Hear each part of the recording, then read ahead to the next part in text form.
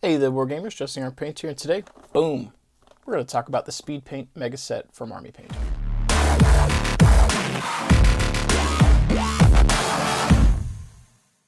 I'd like to welcome you guys back to the channel. Thank you for tuning in. I do appreciate it, and big shout out to Fortress Miniatures and Games. Mr. Robert Ash, Bobby himself, sent this over to me along with some dry brushes to do some video content with and some reviews. Today, we're going to be taking a look at the Speed Paint Mega Set. So let's go ahead and get this open. We'll look at the paints, I'll talk about them, and then I have prepped these little acrylic pieces at work with a makeshift gradient from black to gray to white so that we can airbrush on one side and then hand apply a coat on the other so you guys can get a reasonable idea of what to expect over a couple of different colors. In this case, I guess 3 colors. You have black, gray, white.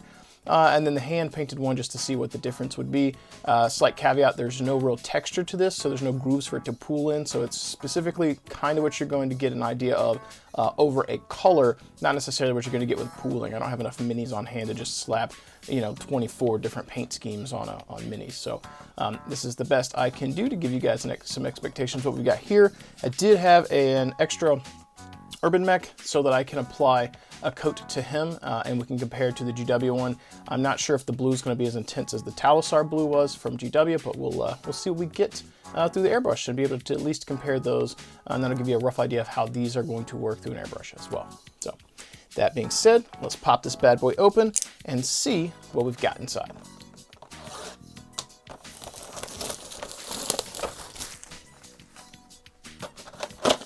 I can tell you the box is very thin, which is fine, but I wouldn't plan to store stuff back in here. It's a little flimsy. Probably just going to end up falling apart. And fortunately, you've got the plastic casing in here anyway. So we get a nice guide. Ooh, that's nice. Glossy. Let's see. I will tell you, one of the issues that people have had with these paints is that they have a tendency to reactivate once applied.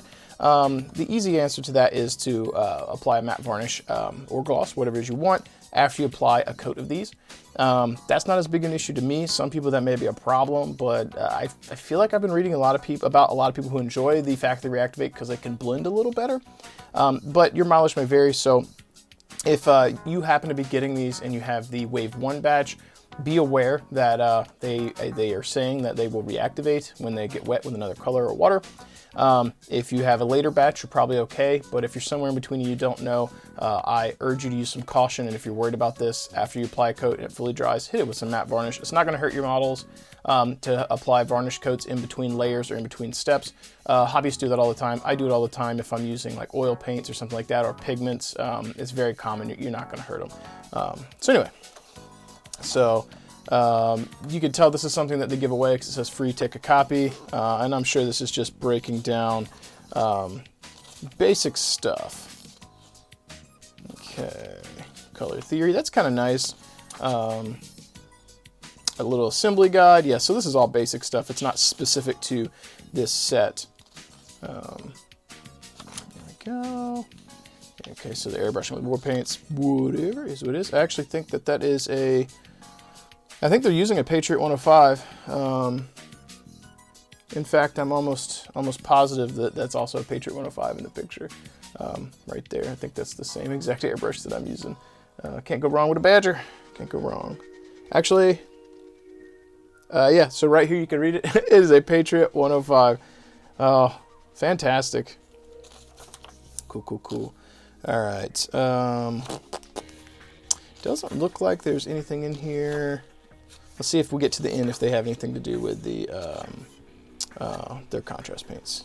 No, does not appear that there was anything in here. Doesn't mean there isn't. Maybe I missed it. Maybe I went too fast, but a little guide, probably not useful for most of you guys. Let's open some paints here. All right, so we get a little paintbrush, and maybe we'll use that today. Maybe we'll use that to apply some paint. That's pretty stiff, so it's probably got starch in it. That's very common when you've got new paintbrushes. So you just have to clean those out, get the stiffness out, get the starch out, so you're good to go. All right, so let's see, we've got Hive Dweller Purple, Highload Blue. Just looking at the bottles here, you can tell the kind of, some of these, the way they're pooling, you can tell, yeah, as you rotate the blue, it's real dark and then it's light. So you can really see, from looking at the bottles, probably see a little bit with the green.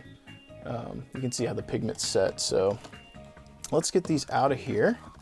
I think one of the most popular one in here for you guys is likely to be their answer for white. So we're going to see what that looks like. I imagine it's going to be kind of a gray tint. So they've also got a gray. It's cool. We've got another blue. Absolution green. That's very dark angel-y. Crusader skin. Solid red. Holy white. Yeah, so that one would be the one. You can see that just like the GW Apothecary white, it's settled pretty well. Grim black. Got some medium. Pallid bone. We got purple alchemy. Probably didn't actually name all these, did I? Should pull my runic gray. I'm pretty excited about that one too. And dark wood. Okay, so we got all of these out. Now let's give them a quick shake and just see if we hear. Yeah, so there's at least one. There might be more than one agitator in here. So they've definitely got agitators. Rule of thumb with Army Painter stuff is that usually they have to be shaken pretty well. I have a Vortex mixer, so I'm going to mix these real quick, and then we'll get to applying them to our swatches and see what the colors look like. All right, guys, so I have gone ahead and hit these with the Vortex mixer. That took a little longer than expected. The Holy White here, you can even see, I was getting ready to mention how hard it was to mix. There's still a little bit of pigment I could not get to dislodge with holding it on the mixer, and there's still some up in here, it looks like. So your mileage may vary, but I highly recommend you shake the crap out of these. I think it feels like there's one agitator. I think it would be better if these have two. I do think they said that their paints are coming with two now, so maybe the future bottles of these will have two. That definitely probably would help. If I was super worried about it, I have extra agitators. I could put it in all these, but I didn't want to unscrew and pop the tops off 24 paints and put in an agitator in each one. If you happen to get a set of these and want a second agitator, you can check out Monument Hobbies, link in the description below. And in addition to me loving their paintbrushes and their pro acrylic paint, they sell some agitators as well. So easy fix if you have an old one and you have the time.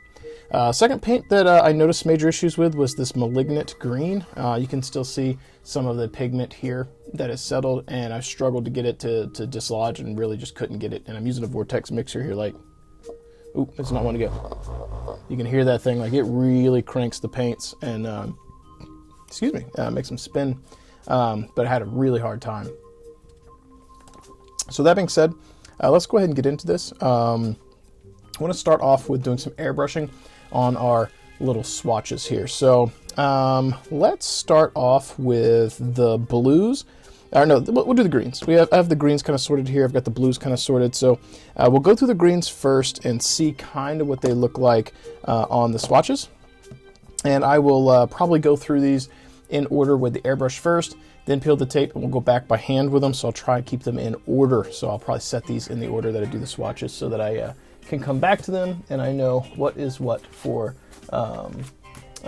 matching them up. So let's go with, let's start with the camo green and get one of the darker ones out of the way first. So camo green, get these paints off to the side. Okay. All right, so, and we're doing this without thinner. We'll see how this handles, or how the airbrush handles this paint straight. Okay, so camo green, pop that open. Well, it seems like the Vortex definitely had paint coming out of the top. All right, so it's, all right, that definitely looks very thin, so I think we're gonna be fine going straight out of an airbrush. Still got a little bit of water in here from when I was cleaning, so we'll see when we get to the green. If ever. There we go. All right, so we're getting some green now. All right, apologize, you guys are gonna hear my compressor a little bit. So let's go ahead and give this a spray here. I'll come for a second pass.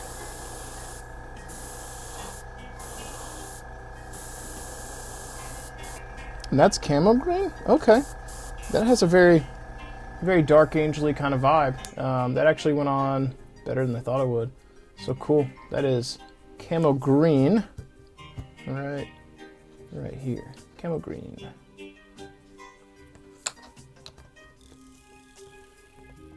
Next up, we're going to rock out with some of our Absolution green here. Same thing, you can see some of the paint was already coming out here from the Vortex mixer. Load up our airbrush. All right, that's already looking very dark. So let's see what we can get with a few passes here.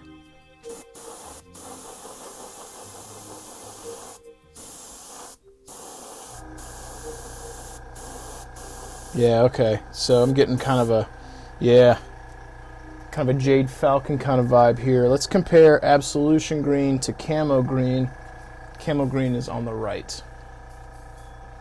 So that is drying way more like Olive Drab, and this is way more kind of Jade Falcon-y looking to me, or Emerald. So yeah, very cool. I dig that. It's a nice change.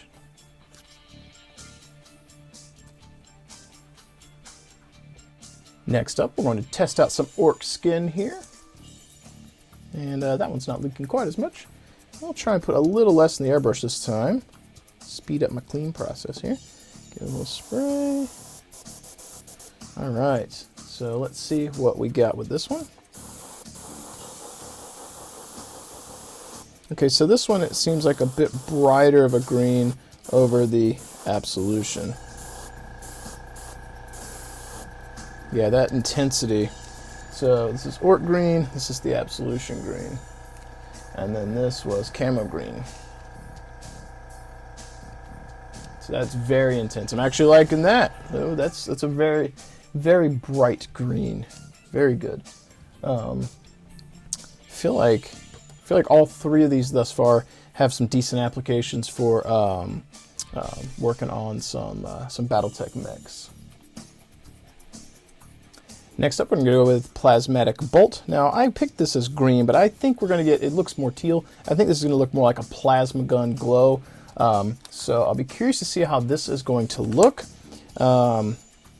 Maybe less green and more on the plasma side. So this, for Battletech, we'll see how it looks on here. This might work really well for like laser tips and stuff like that. So we'll see how this is going to look. Still getting a little water from where I cleaned. All right, so here we go. Let's apply that. Yeah, it's definitely, it's very thin. I'm not thinning any of this to go through the airbrush, so it's coming straight out. And yeah, it's a kind of a turquoisey kind of vibe. I don't dislike it, but that might work for PPCs or blue kind of laser lenses and so forth, so not too bad. Transitioning out of the greens, we're going to move into the Gravelord Gray, followed by the Runic Gray, just to see what those look like. So that one did not actually seep too much. Let's go ahead and load up our airbrush here. I'll be curious to see what this Gravelord Gray looks like. Maybe it'll be good for Great Death Legion, or in combination with the Runic Gray. Maybe it's a little blue looking, but we'll see what it looks like on the swatch here.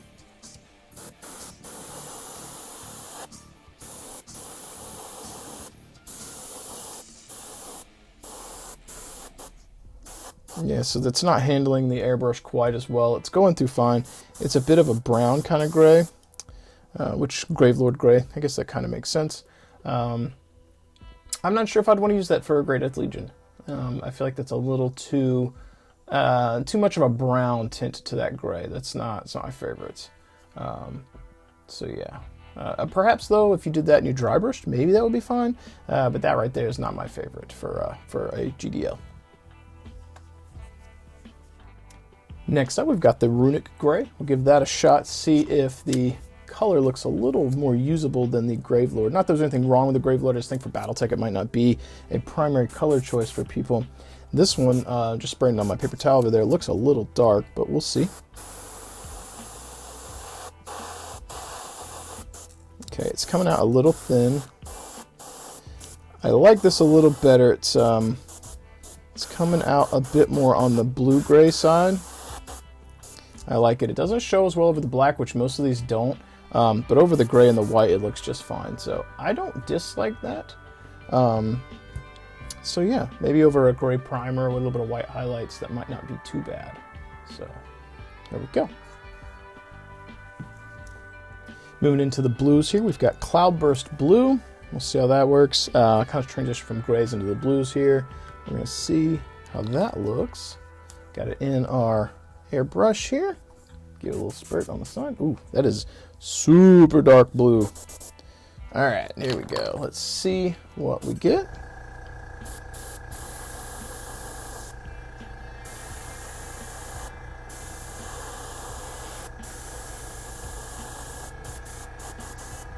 That's very dark. You'd have to go very sparingly with that. This might be a color I thin down if I was using it as contrast paint. If I was using a gradient, if it was straight over white, you might be okay. But that got dark really, really quick. So knowing that, if I was going to use this, I'd probably thin it just to adjust the opacity a little bit more for my taste. But initially, that blue looks very, very Crimson Fisty. You can see where I sprayed it here. It's very dark. It's a very kind of Duke blue or Crimson Fist blue if you're a 40K player. So yeah, that's the first one thus far that I think could use a little thinning for the opacity, because white up here, we lost it quick. I guess I could spray a little bit on the paper or the tape here just so we can see, like it gets dark very fast, right? I had to do a couple passes to get coverage, maybe, but by hand that won't be as bad. But yeah, that's a very, very dark blue. Next up, we've got the High Lord Blue. Let's see how that one goes. I think that one might be pretty close to this guy in color, so we're gonna see. Be curious. Am I giving a little too much of a spurt there in the airbrush? Oh yeah. Spraying that on the paper towel. It's looking very blue. So we'll see. Here we go.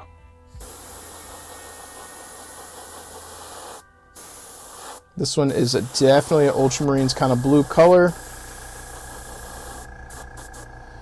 Yeah, and if you were applying that over a model, maybe even like Davian, the Battlemaster on the cover of the Game Armor Combat, that might be a good color for him. We've got one more blue to go, Magic Blue, so I'll compare. But I think this one might be a contender for getting a similar gradient to that, which from GW is, I think, Talisar Blue.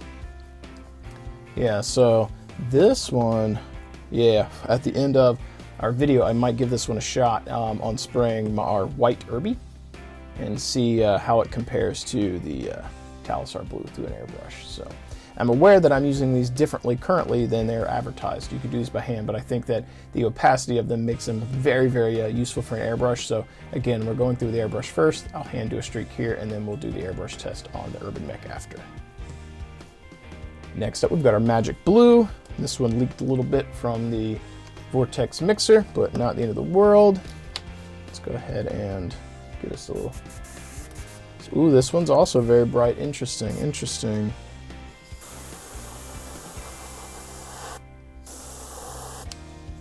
That's a pretty intense blue there. Yeah, interesting. So this is the Magic Blue and this is the High Lord Blue. So very similar. The gradient is a little bit better on that because there was a bit more white. This one got darker faster, so this one could probably do similar. They're actually very, very close. Yeah, I'll be curious to see which one dries faster, but or what they look like when they dry. Yeah, I think let's get a close up here.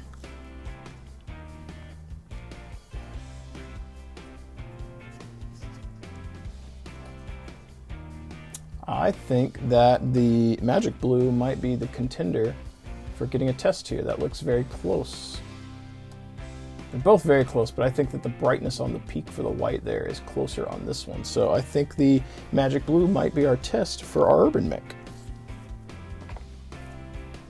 Before we transition to other colors here, I do want to show our blues one more time back to back like I did with the green. This one is the Cloudburst Blue. This is the High Lord Blue. And this here is Magic Blue. So you can kind of see the step up dark. Actually, it's drastic. This one's way darker than those. I would have preferred this one to be like 1, 2, 3 instead of it's like 1, 5, 10 in terms of intensity or something like that. Like, this is so dark. The greens were a little bit better on that front. Not the end of the world, but that Cloudburst Blue is just super duper dark. The only one thus far that didn't work out as well. Even the camo green that I thought would be super dark, like, that actually turned out pretty slick. I'm digging that color. I think that's going to be really nice for doing some Battletech stuff with anything that's got olive drab. Big fan of that. And then the orc skin here, which is fully dry, like that might be a contender for some Jade Falcon green right there. That's real nice. All right, so next up, let's go ahead and I should have done this with the other ones. We'll rock out with some Malignant Green here. Now, as I mentioned earlier, this one struggled when I was trying to mix it or shake it up, so we'll see if it actually works with us through the airbrush. See if it was good enough. So, Malignant Green, you're up on deck. Let's get your swatch and get you. Oh, this is very yellow, very yellow.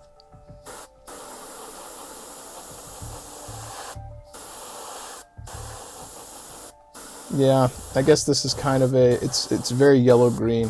I'm getting a kind of some type of Death Guard kind of vibe from this like pussy green, which I guess with Malignant Green, that tracks, it makes sense. Not sure what we would use that for Battletech, which a few of these colors are going to be this way, I think. But yeah, that's actually not too bad. Tape sticking. That looks good considering I was struggling to get it to mix. Very off from the picture though. The picture looks very beige. That is very green there on the white side. But yeah. Next up, we're going to check out yellow here. We're going to grab Zealot Yellow. Now this one's going to be a little different because I prepped our swatches here to have a pink or magenta. Applying yellow over black, you end up kind of getting a green look, so I went with this because it should, in theory, look better. We'll see how it handles going over the pink. But that is a big thing that sometimes people mess up on. They will apply yellow over black. If you're doing it by hand, it takes forever. And if you do multiple coats, eventually you can get enough coverage that the black is gone. So I would, if I was doing yellow by hand, white primer is good, a light tan or a brown primer is good. But if you're doing an airbrush or a two-stage like highlight or something, using a magenta type color into a white is very good. You're going to get kind of a very warm yellow. If you put this over a brown, you're going to get a darker, more deep yellow. So it depends on what you want. So we'll see how this one goes through an airbrush and see what we get. This one's also leaking pretty good. I actually just knocked it over and had some fly out on my hobby desk. And so we're going to mop that up real quick.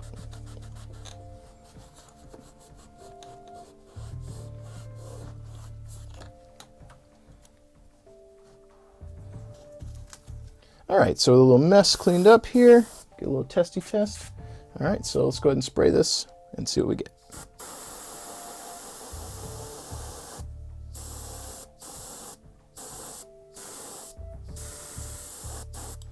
Now you can see how over the pink that instantly kind of turns almost to an orange, right? Let's get that nice warm kind of yellow. And we'll do some right here too, just so you can get more of an effect and see what it looks like over the pink. Now, I didn't have as much of a gradient to yellow, but if you were over a light surface, because it was also dark, I put magenta over black into white. If you were to do white and spray magenta, you're gonna get this brighter color here. So it's good that I actually had the swatch to show you the transition from pink into white over a lighter surface too. So I don't dislike that. I think that could be really good for, I can't remember what the yellow faction is. But yeah, I think the yellow is going to be good. Yellow over white, magenta sprayed with white from the top, and yellow over that. I think you're good to go. Next up, we've got Sand Golem. Now this looks very beige to me. I'll be curious to see how it looks when it's sprayed. I also prepped another magenta setup for this one. On the box, it shows it as being very yellow. The Zealot Yellow is much darker than that, and this one looks like a yellow, but on the label, it's more of a beige. So that's misleading. So I prepped this on the premise that this was going to be a yellow color. We'll see what actually happens. A little bit of leakage as well. It seems like all of them, the shaking got the paint up into the top, but we'll see how this transitions onto our swatch. Do a little testy test. All right. Here we go.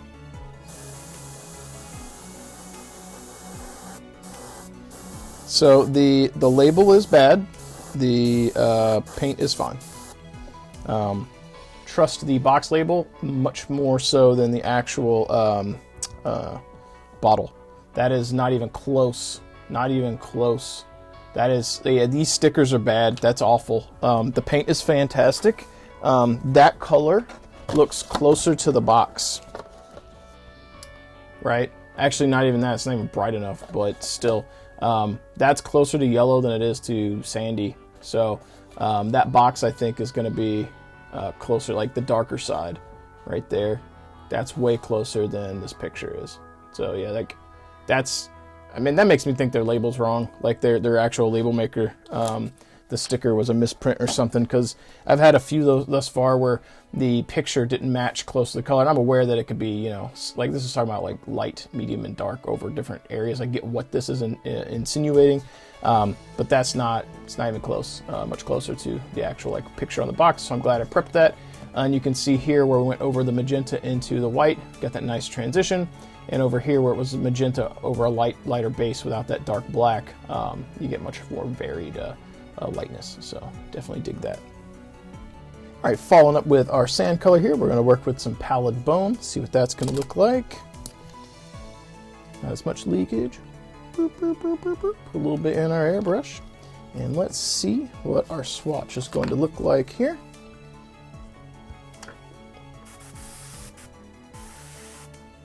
This looks like it's going to be much lighter than the previous color, so we'll see. Yeah, that's a nice cream kind of beige rather, if I could actually speak. Yeah, I think that is probably closer to the box or the package there than the previous one. So that might not be too bad for kind of desert themed stuff. Maybe Arcab Legion, which a buddy of mine, Jojo, he's been doing.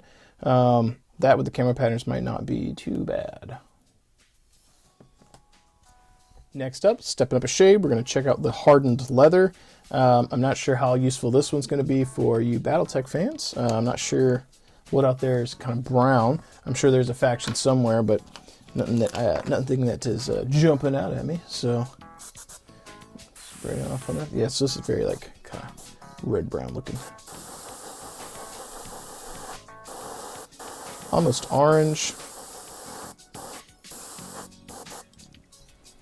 Yeah, so I feel like that deviates a little bit from the package as well. I can see that being leather, but it's very bright. I guess these colors are more down here. This looks very pale on the light end. That doesn't track down on the dark side. It's pretty close, I suppose. But yeah, I feel like their labels are a little misleading, because we've had several of these where these colors don't quite match what we're getting.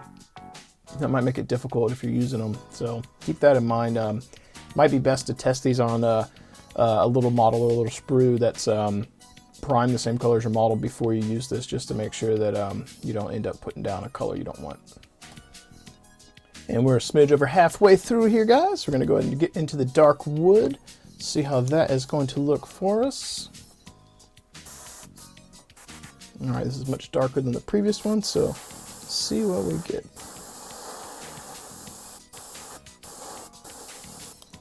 I feel like that is maybe closer. It's a little warm, not quite exactly there, but that one's not too bad. That's not too far off the label. That's acceptable. You know, that looks a bit more what I would probably be into for like a leather color, but not too bad. Next up, we've got our Crusader skin. This one's probably definitely not going to be useful for Battletech, but we'll do it anyway because it was in the package. I'm curious about this one because I also play a lot of war games other than Battletech, or at least paint the minis. So we'll see how this goes. I also paint a lot of busts, so like if this would make a good like glaze or something, that would be cool too. I do that a lot with GW's contrast paint, so we'll see how this goes. I like this better than the Gilliam and Flesh shade from GW. I think that might be my go-to. I like the way that looks a lot better than the flesh tones that I've got from Contrast from GW. Like this A+ for me, I think thus far, at least on the visual. I'll have to try this on some of my Star Wars Legion minis and see how I like it, but I think that is very true to the paint swatch there and looks great. Also, you know, we can test, you know, skin tones. Not too bad, not too bad. Next up, we're going to get into Fire Giant Orange, see how that's going to look. I'm not familiar with all of the Battletech like clans and factions and stuff, so some of these colors you may know have a better use than I do, but this might be useful for making flame effects. So you Hell's Horses players out there having a nice orange that you can try and blend on your models might not be too bad. That's super intense. I don't hate it. Again, the saturation on the labels here looks a little off, but I think that this is probably closer to what it's supposed to be than what's on the label. So like that's not too bad. Very, very intense, strong orange. Next up, we're going to check out Blood Red. See how that one's going to look. Now, I'll be curious to see this one, because I feel like this is meant to be kind of a Blood Angels kind of red. Might be good for maybe Karita, if you're doing Karita mix. Or Kellhounds, or Wolf's Dragoons. Yeah, that is a fantastic red. Heck yeah. Coverage is great. Not all of these I felt have had the most amazing coverage, but that one was, oh, that's intense. That's a good red. That's a good red right there. Yeah, so Jonas, if you're watching this, you were talking to me at Southern Assault about reds. If you're using any contrast paints, if you're going to do a like gray into white gradient, maybe a little bit of black, and then contrast over, like that might get you an intense red, similar to what I was doing without having to use 3 different paints in wet blend. That's an intense red. I like that. That's good. That's a good red. I'm also trying to take some notes here because I would like to do some tutorials on using these. And I think that red and one of these blues might show up in a video on how to paint a model. We'll see.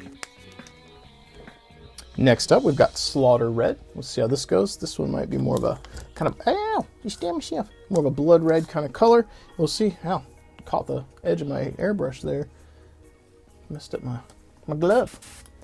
All right, let's see what we got.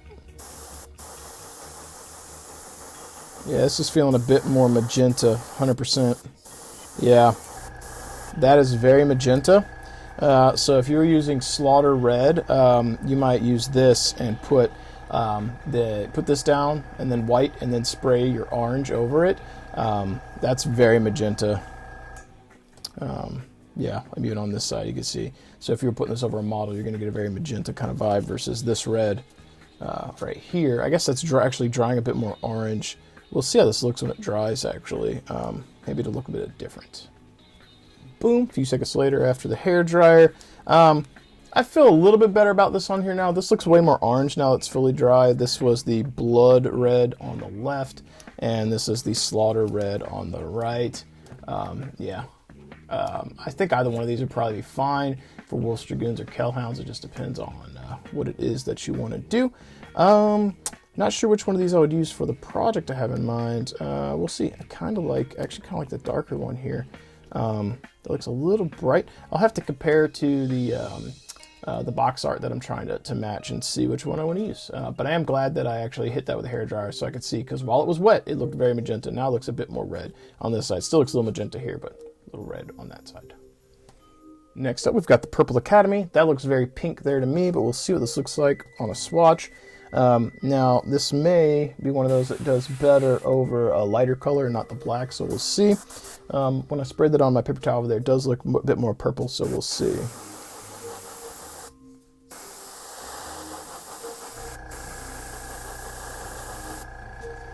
Yeah, that's it's not too bad. Definitely not the same color as that, I think. Maybe. It's a little misleading because it does look darker. A bit more on the pink side than the purple. So at least there's that. Not sure what we'd use that for Battletech, because I have a darker purple here that I think is going to be better for Merrick. So don't know. Don't know. Next up, we have Hive Dweller Purple. Let's see how this one looks. I have high hopes. I hope this one looks good, because I think maybe this could be good for Merrick paint jobs. And since those are going to be primarily white with purple anyway, this might be a good model or good color. So we'll see.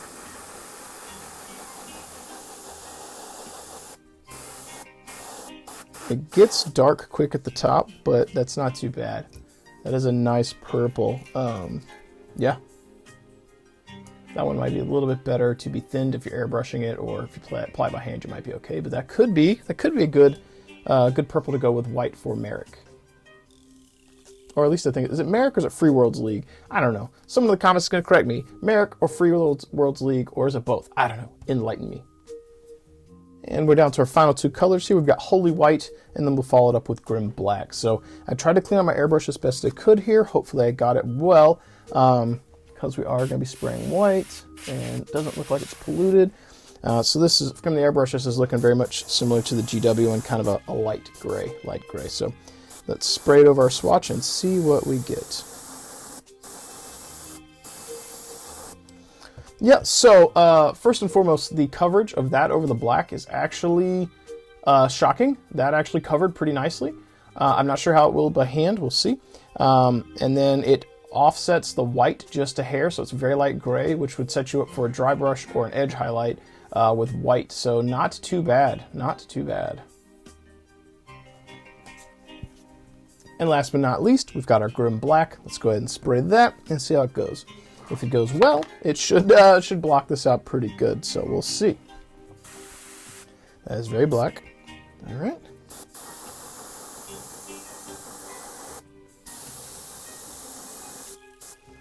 Yeah, that's it's very subtle, the transition there. So I feel like this one might be good for glazing, maybe thinning for washing. That's super duper subtle. So if you were doing that over white, like here was black, this was gray, this was white up here. So you're getting a very subtle hint. You could do that and then you could dry brush.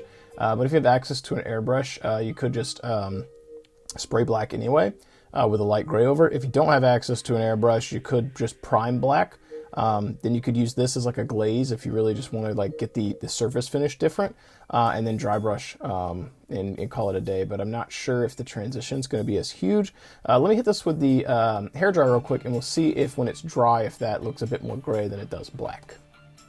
I think we're getting a subtle transition here. There's a little bit of a sheen to it. If you mat it down, you might see more. It is there. It is kind of into the dark gray. Like a coal kind of gray or something like that. It's not too bad. There might be better ways to approach black if you have other options in your arsenal. If this is the only one you have, it may be useful, but I think this black might be used for some different stuff for me, or at least just blocking in areas on models. All right, guys, so we've got the majority of the paint swatches out here. I say majority, there's like 5 over there. I couldn't quite fit into the scene here. We are going to get into applying a hand color on these, but I do want to mention that I dripped a little bit of water on the gray, or not gray, the Holy White. And let's get a little zoom in here. When we were talking about the reactivation, you can see a little spot here that's differs. It reactivated when I wiped it off. It pulled some off with it, and this was dry already. So that is an actual concern. So not only is it a concern when you're painting, it might mix or reactivate. If you get it wet and you wipe it off, it might reactivate. So after you apply it, it might be best to hit it with a varnish. All right, guys. So we're going to come in with our camo green here, and we're going to attempt to get a hand-painted swatch on here. We're going to peel off our tape. Hopefully it doesn't pull off our primer that I laid down at work, though it might. If it does, it is not the end of the world. There we go. I think we're looking fine. Shoop. There we go. And that's interesting to see because you can see the before and after, because the color on the right is basically the same undercoat that was on the left, and that is what we get with the camo green. It's also worth mentioning at this point in the video, I realized that I made 24 swatches. I have one that was unused, right? And that's because you got the speed paint medium. This says that there are 24 colors in this, I believe. Let me look at this box. Hey. All right. Maybe the website said 24. No, I don't think it actually says 24. But I think if you count it, it looks like 24, or at least when I read somewhere it was 24. So I went ahead and made 24 swatches. I only needed 23. So, and that's fine, not the end of the world. All right, so let's go ahead and get our camo green here. Squirt some out there. I've got a few brushes here. We'll start by using theirs versus the one that I favor, because I've got a couple from my Monument Hobbies that I like. So, got a brush full here, and let's just put down some and pull it. Now, keep in mind that this surface is a little roughed up because of some scrap acrylic from the shop. So that is kind of leaving a brush stroke. However, if that was on a miniature, you might get better coverage because you're not doing a flat open area with that. So let's hit this with the hairdryer real quick and we'll see what the difference looks like. I think it goes without saying that on the airbrushed one, the coat is a bit thinner and cleaner. But if you're applying this on a not flat surface, again, let's say like the Urban Mech, you're probably gonna have less of this as an issue because he's got curves and you're looking for the pooling, you're not trying to drag a straight flat line. So, but yeah, it's still, the color and intensity looks just about the same over the same areas, and that was with a brush stroke or two pulling. This going on much thinner and cleaner still has a very similar coat, so I expect the rest of these will probably be very similar. So that being said, this was our camo green. So let's go ahead and plop this down and move on to the next and work our way through these. Next up, we have Absolution Green. So let's go ahead and give that a shot, see how it is going to look. Get some off of our palette here. Got a brush full, and we'll pull across the surface here.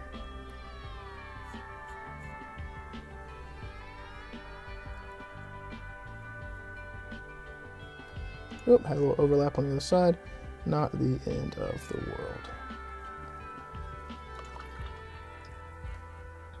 And I imagine that is going to dry and look very similar to the other side.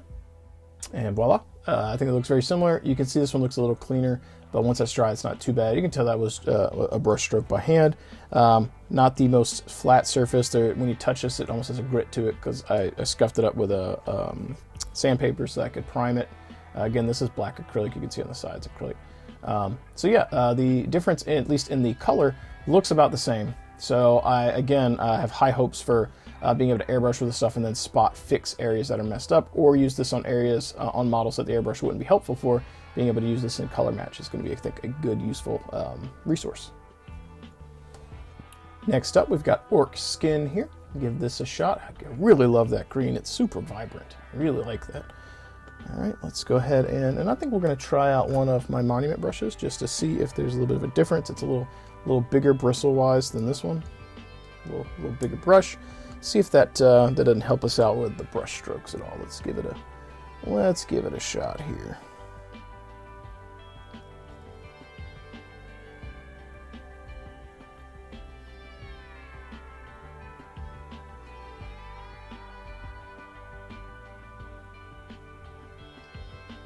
You can still see where I hit some grit and then it catches and leaves strokes. So it is what it is, unfortunately.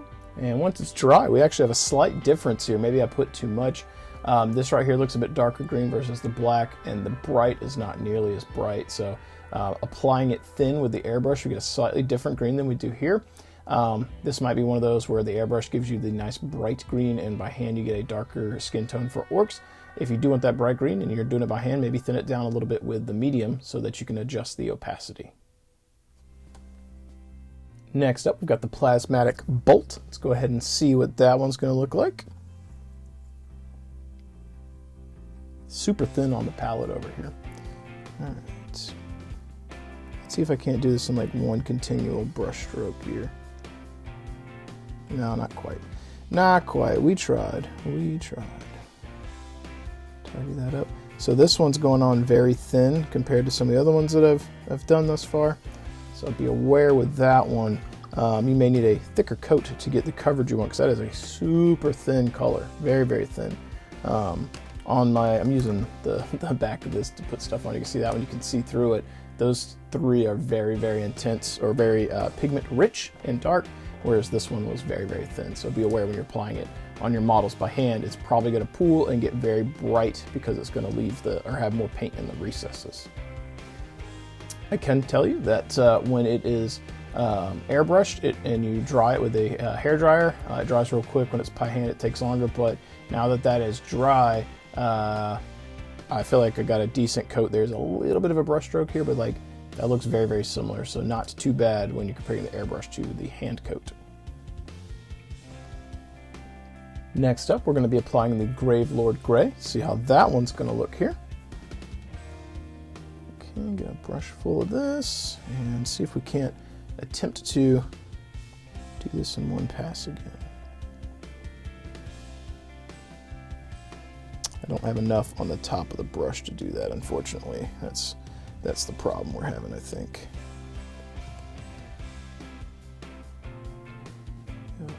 This one's gonna have some brush strokes for sures. For sures. Yep, I think that one's gonna look not amazing. I'm not sure what we would use this for at this point, if I'm honest, at least for Battletech.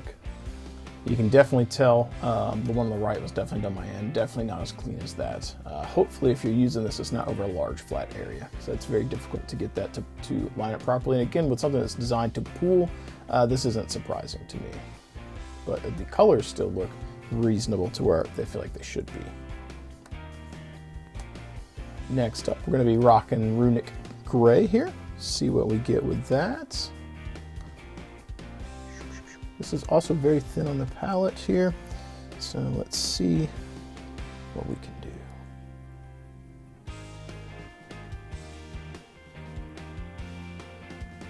There we go, much better for a attempted single pass. I feel like I pulled some off of the top there, unfortunately. I don't think we're going to be able to make a second go. Maybe we will. Let's see. Yeah, I don't think we're getting the same coverage there as the paint bristles come off of the model.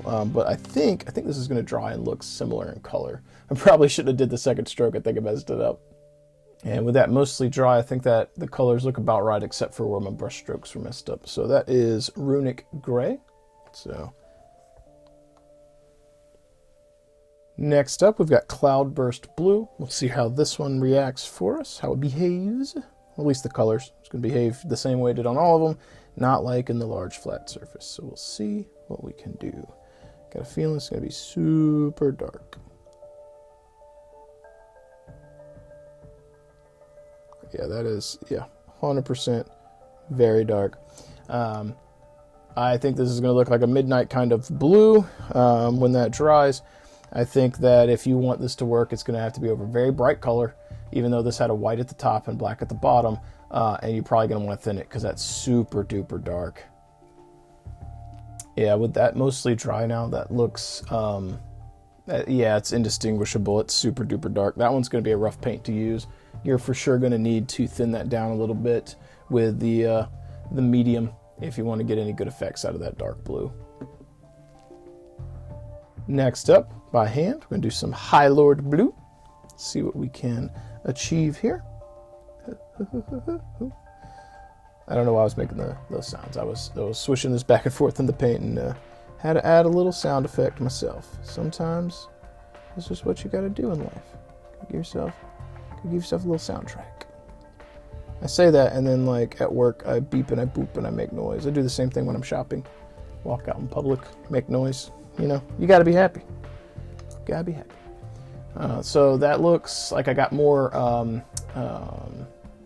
paint sitting here at the bottom, so it looks a little bit darker. We'll see what this looks like when it's dry and how it compares to the airbrush on the left. And with it dry, I feel like my coat here was a little darker or a little thicker than it was here, so we're actually getting a difference in blue right now. So airbrush a little different than by hand. If you're worried about it, you might thin it a little bit by hand. That might get you a little bit closer to this over white. You can see it peeking through a little bit. Maybe I just applied too much, but one of the benefits on the models is if you're doing this quickly, you can come back and sop up some of the paint if need be. Next up, we're to Magic Blue, which was one of the paints I was pretty excited about for the Irby here at the end of the video, and we'll see how it works by hand.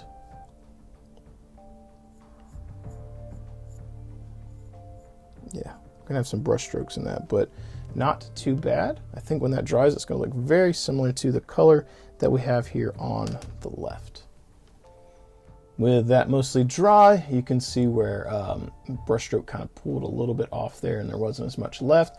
But in general, this spot here to that spot, not too vastly different. So I like that. I think that might actually give us for some nice blue minis. I think we're still going to test this on our Urban Mech at the end here and see if I like what we get. Time for some Malignant Green. See how that one's gonna shape up for us.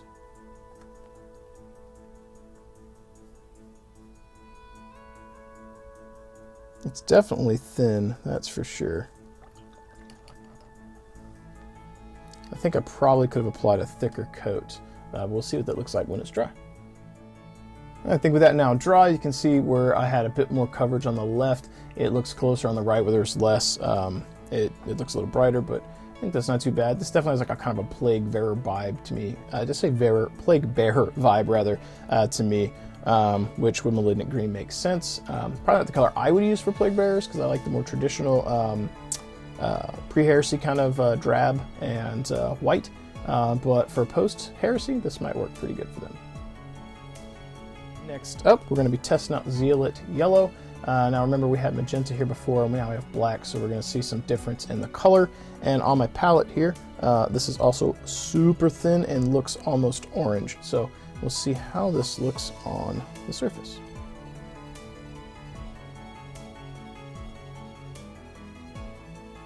And you can see naturally the tip of my brush is getting more, it's leaving more paint than the top. So that is probably why we're getting a little bit of brighter edge here than here, because it's leaving more paint right on that side.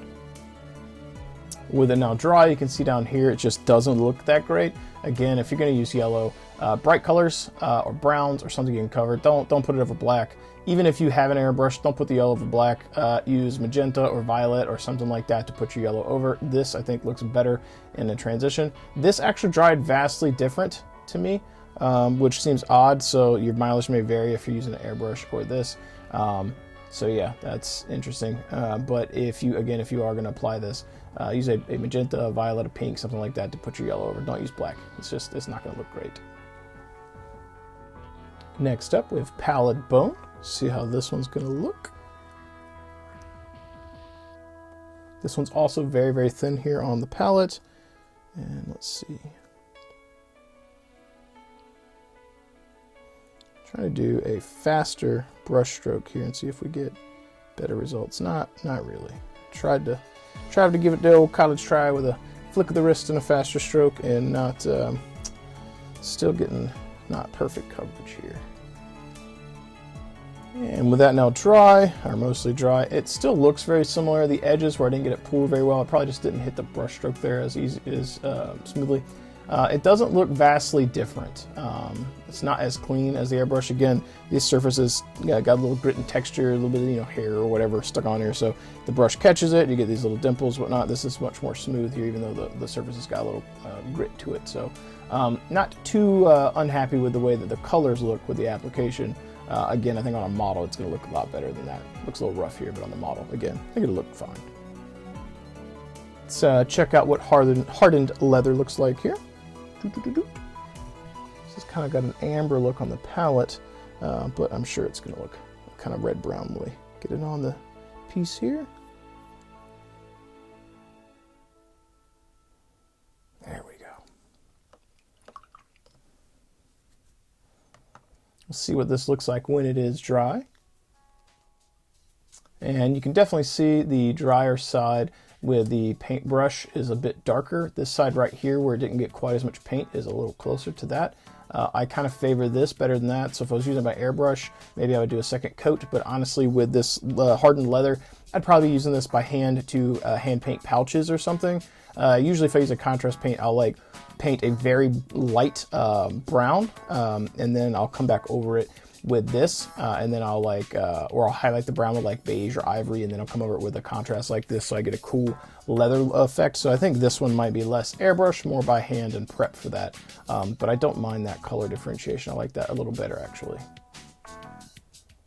Next up, we've got Sand Golem. Now remember, this one I also had prepped with magenta earlier on, and this side won't have that, so the black area may not look exactly the same as the top.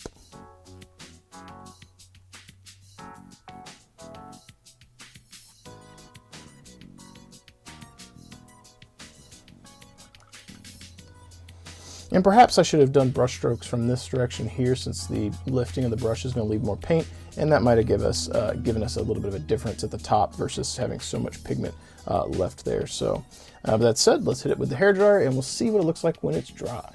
So this is now dry. You can see where there wasn't as much pigment left here versus here. There's a color differentiation, and this just doesn't look that great. Again, I don't think that this is because of the paint. I think this is because of the color it's going over. This looks so much better over magenta. So magenta, a purple, a violet, something like that, or maybe even like a brown. Don't put it over black. At the very most, maybe a gray. But if you don't have access to do other colors, white. I would not try and put this over much gray or black. It just doesn't look as good down here. You get more color up there. Moving right along here, trying to get these done. We got a fair number left. But next up, we've got dark wood. This one's got a very kind of Wookiee color to me. I think this one with the hardened leather is going to make for some interesting combos on minis. But this one looks a lot like a Wookiee kind of color. So if you're into Legion, I think this color might be for you. Maybe thin it just a smidge, just a smidge. But let's see what we got. Yeah, I think it's going to be very dark. It's going to be very dark. So give that a second to dry and we'll see what it looks like. You can see where the brush stroke here left a little bit more paint, so it's a little darker. This side here where there's less paint matches there better. The bottom here actually looks a little darker than this one, or at least more brown intensity. Not too bad all in all. I think you'll be using this more by hand than through an airbrush, so I think you can expect some of this, and it'll look a little different when you're on a model with crevices and grooves and stuff for this to pull in. You're going to expect more of the color on the right or the top over a white primer. So I don't think I would put this over black often. I think I would do like gray into a white. Or if you had black, it'd be a little bit of black, a lot of gray, and then boom, white, so you get that transition. I don't think that the black here shows enough for me to care. I think right up in here, and that gray into white is where this is going to shine. Next on the painting chopping block, so to speak, we got Crusader Skin. Let's see how this one goes. I'm hopeful for this, because I think this might give us some easy applications for flesh tones on minis that I don't want to spend a million years painting. So we'll see. Now there's a little bit of a brush stroke there. You can see, yeah, actually I think we go in for a second coat because right here I just did not get a lot of paint. So let's try a second pass. Okay, yeah, that's a little bit better. It looks janky because it's not super even.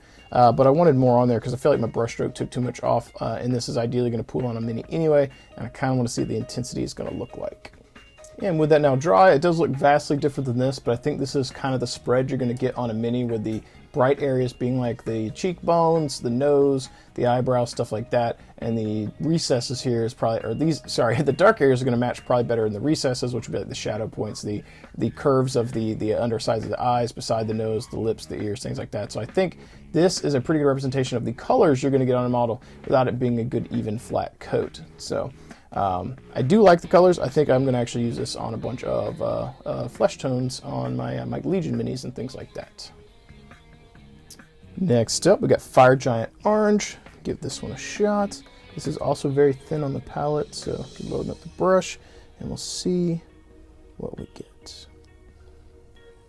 I don't mind that intensity here. That actually looks pretty decent, and brush strokes aren't too bad. Either I did a good job or that paint's just reacting differently than the other paints did. With it dry, it is a slight shade oranger than the left, and that's probably because that went on so thin and this went on a little thicker. I don't mind that. I think that's still pretty close and good if you're using the airbrush alongside hand brushing. That's probably one of the better coats that I've gotten out of these by hand on this flat open area, so I don't mind that. It looks good. Not sure what we'd use it for Battletech, but I'm sure there's something orange that you guys want to paint. I have high hopes for this one. We're moving into Blood Red. Let's see what that one's going to look like. Hopefully pretty good. Hopefully pretty good. Let's see. Doing my worst Yoda impression there. Since I was talking about Legion, had me thinking about it. Yeah, the coverage on this was good too. It was pulled a little bit more than I wanted at the top. But yeah, I think when that dries, it's going to look pretty good. These were also maybe the more smooth surfaced acrylics that I had, or pieces I had too, without little greeblies or sand particles from work on them. So we'll see what this looks like when it's dry. There's a slight variation in the red, but not much. Right here, it's a bit more prominent because there wasn't as much paint, but not too bad. Not too bad. I think that's going to be a nice one for applying by hand. I dig it. Not bad at all. Next up, we've got Slaughter Red. See if it how it compares to the Blood Red in terms of how easy it is to apply and get a coat. See what we got here. This one looks very thick on the palette. The opacity on it doesn't look very very thin. So we'll see. Yeah, it's kind of what I was expecting there going on. Pretty extreme coverage, it looks like. This one, we'll see how this looks when it dries, but I think this is going to be one of those ones you have to thin. I could tell on the palette right away it was pretty intense. There's a lot of pigment there going on. Yeah, and you can definitely see when it's dry, it's so much more dark and intense right here. So definitely if you're doing that by hand, you might want to thin that down a little bit with the medium just to adjust it, because even that, if there's over white, it's going to be very dark red. So if you want to get more of a transition, play around with a little bit of the medium and see what effects you get. We're down to the last 4. Up next, we've got Purple Alchemy. See how this one goes here. Now this one, this looks deep on the palette, but also thin. So we'll see how the coverage goes on here.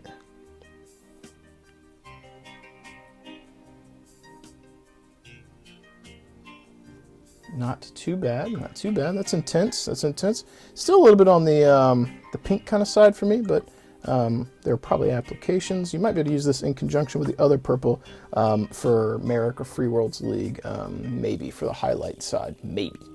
And with it dry, I think those colors look very similar. You can tell this one's not as cleanly applied as the one on the left, but still pretty close. I don't mind that at all.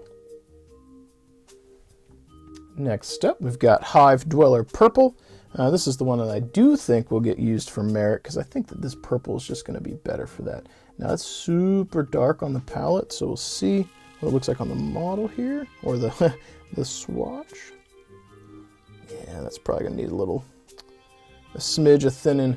That's very, very dark, so probably would have to play with the opacity a little bit with the medium. Let's see what that looks like when it is dry.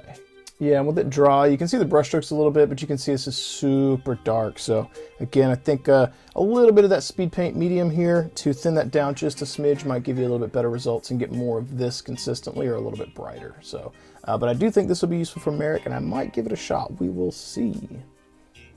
Down to the bottom 2, we've got Holy White here up next. And I tried to clean out my brush pretty well because I'm using such a light color. I'm hoping that my paint's not polluted by anything.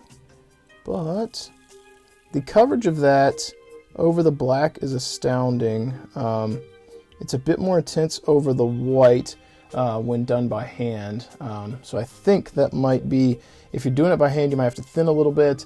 If you're doing it through an airbrush, you get a nice subtle transition that sets you up for the dry brush afterwards. So I think that through an airbrush might be the magic sauce. So we'll see. I might have to do a test on that. I know I was asked in my video asking what to show you guys how to do. This might be useful for doing Comstar, because I think this might not be too bad with a real bright highlight. So we'll see what this looks like when it dries, but I think it's going to be very different. And much like I was concerned with this now dry, you can see this is much darker over here than over here. So for sure, if you're putting this over white, I would thin it a little bit. Because if you're doing this and you want to get a white model, you want this to slightly change the color so you can edge highlight it. I think white edge highlight on this or dry brush is going to be very stark, versus on this it's so much more subtle. So I would thin that a little bit, get a subtle transition on your white models, then dry brush or edge highlight with white to bring it back up to look like a white with a gradient. Last but not least, Grim Black. Now this one on the palette here, it looks very dark, very dark. So we'll see how it goes on here. I'm expecting pretty decent coverage, considering what it did with the airbrush.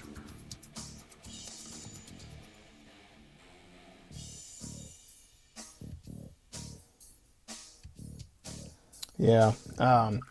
So you can see where my brush strokes had a little less paint and peeled some off, but the areas where it was the heaviest with a stroke, it was very, very dark. So let's give this a quick second to dry, and then we'll compare left to right. The by hand coat is actually for sure darker, except for this one spot where it was thin. So with this one, I would use it for blocking out black areas on models if you want to. or maybe play with the opacity a little bit with the medium. If you're just putting this straight over white, there's many other ways you could approach black. So I think this is less of a full model solution, more of a paint areas on the model black with contrast. Like, let's say you got a weapon housing you want black, or like a magazine on a particular model or something like that.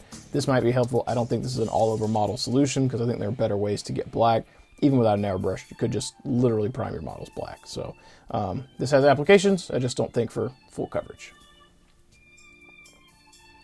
And as promised, folks, we've made it through all the swatches. I did want to spray this bro here with our blue. This was the Magic Blue. And I want to compare it to this guy, which was sprayed with Talisar Blue from GW. So I kind of want to see what this is going to look like.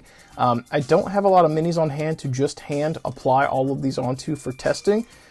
If anyone here wants to be a kind of angel donor to the stream, you're welcome to pick up minis from Bobby from Fortress Miniatures and Games, and just leave a note there and check out if you would like him to give me minis to paint for these tutorials, just to test stuff on. They might not be the best paint jobs, but if you want to see something applied or see a paint, and you would like to donate something, if you buy it through him and tell him, he can get it to me. He's local, and that would be pretty cool. If no one wants to do that, I'm not worried about it. I'm not trying to put my hand out for anything for free or anything like that. I just don't have a lot of minis on hand to do this with. I wish I had 23 urban mechs just to spray with this gradient and then come in with these paints over the top of all of them. In an ideal world, I would have 46 urban mechs, and I would do 23 with airbrushed coats over the gradient, and I would do 23 with a hand-painted coat over the gradient, so I could show before and after side-by-sides. I don't have the minis to do that, so this is just one quick example. I'll try and do some other tutorials, but if anyone in the channel that's watching this wants to help contribute, hit up Fortress, and yeah, if not, here we go. Let's get into it. So might still have a little bit of blue or water in the brush here, so let's go ahead and spray our mini. Doing thin coats here, kind of doing passes as I go. I can already see some areas I'll have to come back and hit a second time, but we'll see. Definitely going for full coverage, but I don't want it to crazy pool on me. We built the gradient up with our airbrush before anyway, so we're trying not to lose that. So now let's rotate here. And now we'll hit the fronts. Trying to hit any areas that I missed. Any areas that don't feel particularly blue enough. And yeah, I think that worked out. Let's hit the front just a smidge more. Yeah, I'm digging that pretty well. Let's hit this with the hairdryer real fast, and then I'll compare the two, and we'll see. And just like that, our paint is dry, and on the left is GW's Talisar Blue. On the right is Army Painter's Magic Blue. I can tell you, it might not show in the video here, but the main difference in person that I see here is the GW one dries very matte. This one has a little bit of like semi-gloss or satin look to it, and that might be the mixture, the medium, and that might be what a telltale sign that this stuff will reactivate, whereas this dried super matte. That's just my guess. I think color-wise, this looks super duper similar, and once it's finished, I might not have even been able to tell the difference, if I'm perfectly honest. And the Army Painter Magic Blue here probably cost a fraction of what the GW contrast paint cost here. I think that those got very similar effects, and this one probably cost considerably less. Again, you would have to matte varnish this before you move on, otherwise you might reactivate, but otherwise not too bad. I would be curious to see what it looks like with a hand applied coat, but I dig the airbrush here. I got a nice gradient on here. I could come in and apply dry brushing in this direction, so we're getting the bright blue on the front and respecting most of the back. I'd probably still dry brush kind of this direction too to get some on the side, because I think that looks cool. And yeah, you could come in and edge highlight too, but I think the dry brushing would take it to the next level without having to work too terribly hard. So with that being said, guys, let's go ahead and do a recap of the swatches here and talk about if I think that this is worth you guys buying. Is it something that I would recommend? So all in all, guys, would I recommend this for you? The answer to that is yes and no. So this comes with 23 paints and 1 medium, which is good. MSRP at 99 or 100 bucks, give or take.